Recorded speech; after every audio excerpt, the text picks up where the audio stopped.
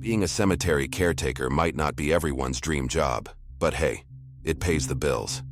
The graveyard I tended to was ancient, tombstones older than your grandpa, each with a history buried deep in the past. And let me tell you, sometimes the past has a nasty habit of resurfacing when you least expect it. It all started on a chilly autumn night. The moon hung low in the sky, casting a silvery glow over the graveyard. I was going about my usual routine, raking fallen leaves and checking for any signs of mischief. Kids trying to play ghost hunters or raccoons having a graveyard feast. As I strolled among the moss-covered tombstones, a strange chill settled in the air. I shrugged it off as the wind whispering through the ancient trees, but the unease lingered. That's when I noticed it, a figure standing among the graves, barely visible in the moonlight. I called out, thinking it might be a lost soul or just someone wandering in after hours. No response. The figure remained eerily still, like a statue in the dark. As I approached, my flashlight caught a glimpse of a face, pale and expressionless, like a ghost from a black and white film. "Hey, you can't be here after hours," I said, trying to sound more authoritative than I felt. The figure turned towards me, and for a moment, I swear its eyes glowed with an otherworldly light. I blinked, and it was gone, vanished into thin air. I rubbed my eyes, thinking maybe it was just a trick of the light or lack of sleep playing tricks on me. But that wasn't the end of it. The next night, the atmosphere in the graveyard was different. The air felt heavy, and a thick fog clung to the ground, swallowing the tombstones in an eerie embrace. I pushed my cart loaded with gardening tools, the wheels squeaking in the silence of the night. As I passed a particularly old section of the graveyard, the fog thickened, obscuring my vision. I felt a cold hand brush against my shoulder, and I spun around expecting to see a fellow caretaker playing a prank. No one was there. I shook off the uneasy feeling, telling myself it was just the fog playing tricks on my mind.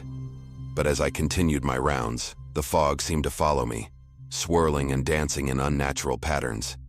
The air became charged, like the graveyard itself was holding its breath.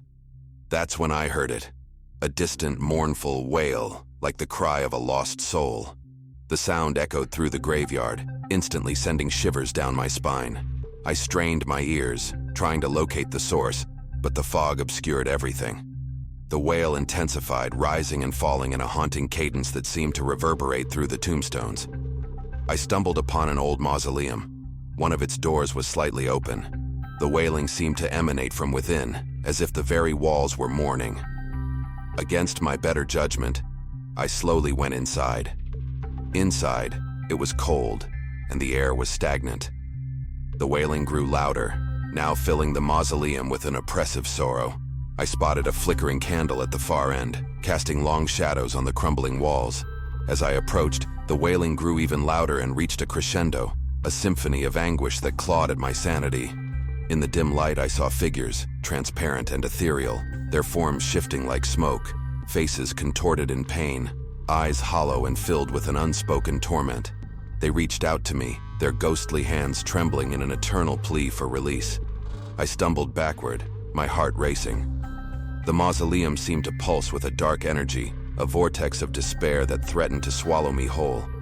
The figures spoke, their voices a chorus of whispers that echoed through the hollow chambers. "Set us free." The plea hung in the air, a desperate cry that reverberated through my very soul. I didn't know how to help them, but one thing was clear. Something was terribly wrong in that graveyard. Something that transcended the realm of the living. The next day, I couldn't shake the memory of the haunted mausoleum. The fog lingered, a constant reminder of the spectral wailing that had haunted me. I decided to do some digging, not literally, but in the records of the graveyard. Maybe there was a forgotten tale buried in the archives. As I searched online, I stumbled upon a name, Eleanor Hartfield. She was buried in that very mausoleum over 50 years ago. The records were sketchy, but they spoke of tragedy. A young woman who had died under mysterious circumstances, her death shrouded in whispers of betrayal and heartbreak. I couldn't ignore the connection. Eleanor's restless spirit seemed to be reaching out, a spectral cry for justice or peace. The graveyard, once a place of solace, had become a stage for a tragedy that refused to fade away. That night, I returned to the mausoleum. The air inside was thick with an oppressive energy, and the wailing began anew. I addressed Eleanor, speaking words of solace and understanding. It felt absurd, talking to a ghost, but desperate times call for desperate measures. As I spoke, this wailing softened, the figures becoming less agitated. I felt a strange warmth, as if the air itself was embracing me. The fog outside lifted, and a gentle breeze carried away the heavy sorrow that had plagued the graveyard. The mausoleum became still, the ghosts fading into the shadows. The wailing ceased, replaced by an eerie silence. I left the mausoleum, feeling a mixture of relief and lingering unease. The graveyard, once haunted by a restless spirit, seemed at peace, but the memory of that night lingered. I continued my duties, tending to the tombstones and maintaining the serenity of the graveyard. The fog no longer clung to the ground, and the air felt lighter, as if the weight of the past had finally lifted. I never spoke of the haunting to anyone who would believe a graveyard caretaker's ghost story, right? But sometimes, when the wind rustles through the trees and the moon hangs low in the sky, I can't help but wonder if Eleanor's spirit still lingers, watching over the graveyard that is now her eternal home. It was one of those nights, you know, the kind where the darkness seems thicker, and the silence is so heavy it could smother you. I was walking home after a late shift, my footsteps echoing on the empty streets. The glow of the streetlights played tag with the shadows, and the distant hum of traffic had long faded into the background. My apartment was just a couple of blocks away, and I figured I'd take a shortcut through the old graveyard. It wasn't the brightest idea, but my tired brain was convinced it would shave a good 10 minutes off my journey. Besides, I'd done it a dozen times before, without anything remotely creepy happening. The graveyard itself was one of those forgotten places, the kind that belonged to a time when people used words like mausoleum and dressed in suits for Sunday picnics. The entrance gate creaked as I pushed it open, and I stepped onto the gravel path, trying to ignore the chill that crawled up my spine. Under the faint glow of a flickering lamppost, I could see the silhouettes of tombstones standing like silent sentinels in the moonlit night. The air was still, and the only sound was the crunch of gravel beneath my sneakers. The tombstones cast long, eerie shadows that seemed to sway with the rhythm of my steps. As I strolled deeper into the graveyard, I couldn't shake the feeling that something was off. The night had a strange energy, like a subtle shift in the air that you can't quite put your finger on. I told myself it was just fatigue playing tricks on me. The shortcut took me through a narrow path flanked by rows of weathered tombstones. I could barely make out the names and dates etched into the stone, but there was a somber beauty to it all. That's when I heard it. A soft, distant whisper that slithered through the air. I stopped dead in my tracks, straining to catch the words. At first I dismissed it as the wind playing tricks, but then the whispers grew louder, more distinct. It was like a low murmur, a conversation carried by unseen voices. I scanned the graveyard, half expecting to see a group of shadowy figures huddled around a hidden campfire. My eyes locked onto a particularly imposing mausoleum, its stone facade cloaked in shadows. The whispers seemed to emanate from there, as if the ancient walls were sharing secrets long buried. Against my better judgment, I found myself drawn towards it. The air around the mausoleum felt charged, and the whispers became clearer. It was as if the very walls were speaking to me, revealing stories of lives lived and lost. The rational part of my brain screamed at me to turn around, but curiosity, that cursed human trait, propelled me forward. The door of the mausoleum stood slightly ajar, a darkness lurking within that seemed to defy the pale moonlight. I hesitated for a moment, a chill running down my spine, but then I pushed the door open with a creak that sounded like a scream in the silent night. The interior was a symphony of shadows, dancing across the stone walls as if choreographed by unseen spirits. The whispers grew louder, now forming words that sent shivers down my spine. Names, dates, and fragments of conversations echoed through the cold, musty air. I took a cautious step inside and turned on the flashlight on my cell phone. The light casted long beams of light that sliced through the darkness. And then I saw them. Figures, ethereal and indistinct, standing in the corners of the room. Their eyes, hollow and haunted, locked onto mine. A cold sweat broke out across my forehead as I stumbled backward. The whispers crescendoed into a cacophony, a chorus of voices that seemed to tell a tale of sorrow and unrest. The figures in the shadows began to move, their ghostly forms converging towards me. I bolted out of the mausoleum, the door slamming shut behind me. The graveyard was no longer silent. It echoed with the anguished wails of the unseen voices. I ran faster than I knew I could, my heart pounding in my ears as I emerged from the graveyard into the cool night air. I didn't stop until I reached the safety of my apartment, the door slamming shut behind me. As I caught my breath, I couldn't shake the feeling that the echoes of the graveyard lingered in the air around me. From that night on, I avoided that shortcut like the plague. The whispers haunted my dreams, and the faces of those ghostly figures lingered in the recesses of my mind. Whether it was a trick of the tired brain or something more sinister, I couldn't say for sure. But one thing was certain: I would never look at a graveyard the same way again. It all started with one of those dares that no one in their right mind would accept. The sort of challenge that's concocted on a lazy summer afternoon when the sun's too hot and boredom's too real. So there we were, a group of 5 teenagers with more guts than brains, staring at the old graveyard at the edge of town. Kyle, the instigator, grinned like a Cheshire cat as he laid out the dare. "We spend the night in the graveyard," he said, his eyes sparkling with mischief. "No running off, no chickening out, the whole night until the sun comes up." The graveyard had a reputation, and not the good kind. Locals claimed they'd heard strange noises, seen flickering lights, and felt the cold touch of unseen hands.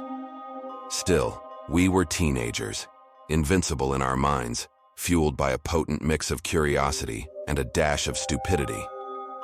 As night fell, we gathered at the entrance of the graveyard. The air was thick with tension, and a gust of wind sent a shiver down my spine. Taylor, the skeptic of the group, rolled her eyes. "This is stupid, guys. Nothing's gonna happen. It's just a bunch of old stones and dead people." We ventured deeper into the graveyard, the moon emitting an eerie glow over the tombstones. The shadows seemed to dance, playing tricks on our eyes. We set up camp near a gnarled oak tree, surrounded by the silent company of the departed. The first hour or so was surprisingly uneventful. We laughed, told ghost stories, and snacked on whatever junk food we had scavenged from home. The graveyard, bathed in the soft moonlight, took on an otherworldly beauty. Maybe Sarah was right, and this was all just a bunch of hocus pocus.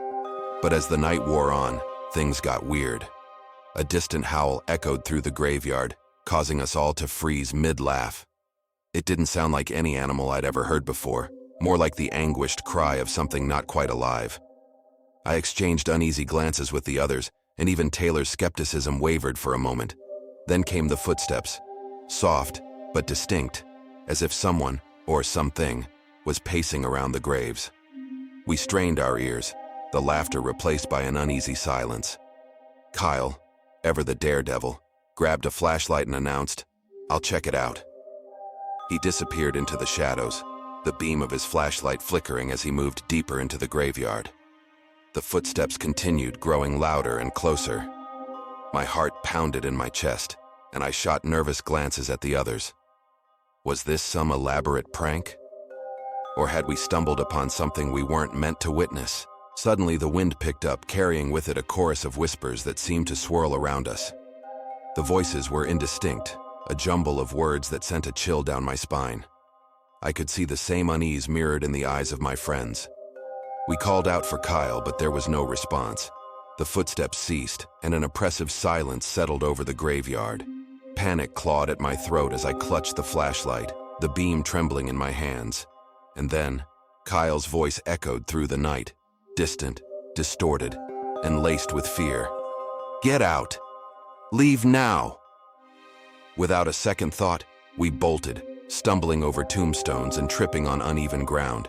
The whispers grew louder, a cacophony of anguished voices that seemed to chase us out of the graveyard.